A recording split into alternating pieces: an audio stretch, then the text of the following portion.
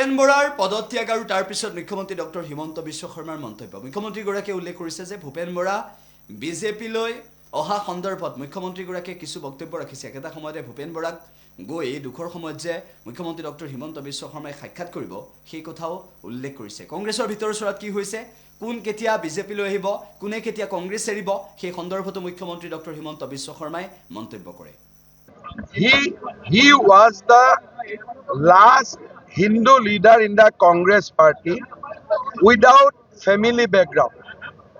Bhupen Bora was the last Hindu leader in Assam Congress whose father or mother did not occupy the post of MLA or minister. His resignation carried a symbolic message that in Congress, no one from the normal family can prosper.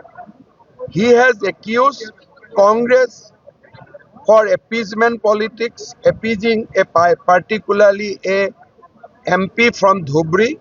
He also alleged that Gaurav Gogoi could not clarify his position on Pakistan visit. As such, I welcome the resignation. However, he has not contacted us for any joining program. However, tomorrow evening I will visit his house as courtesy. Are you ready to welcome him in BJP? We are.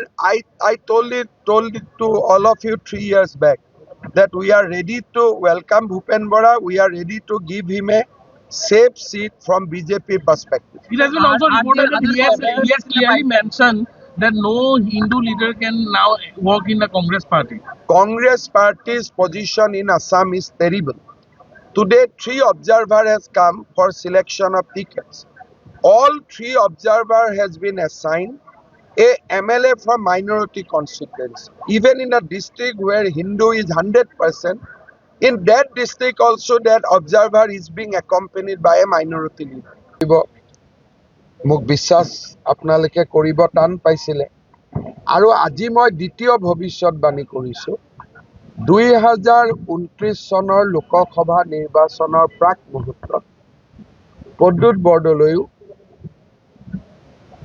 Congress দল ত্যাগ কৰিব অহাকালি গধূলি মই কোনোবা এটা সময়ত ভূপেন বৰাৰ ঘৰলৈকে যাম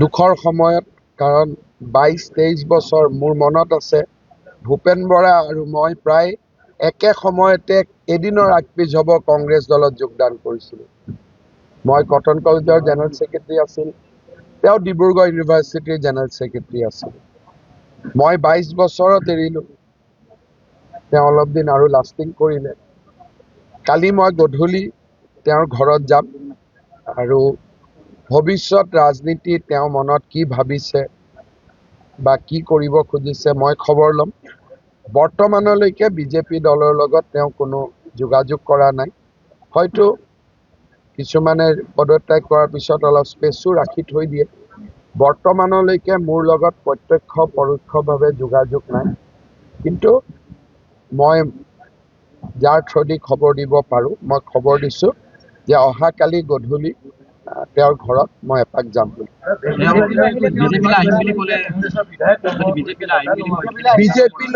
বিজেপিলৈ আহিম বুলি ক'লে মোৰতো আজি কোৱাটো নহয় মই বাজপেয়ী ভৱনৰ তলতে কৈছিলোঁ যে ভূপেন বৰাৰ কাৰণে বিজেপি মই মাৰ শব্দটো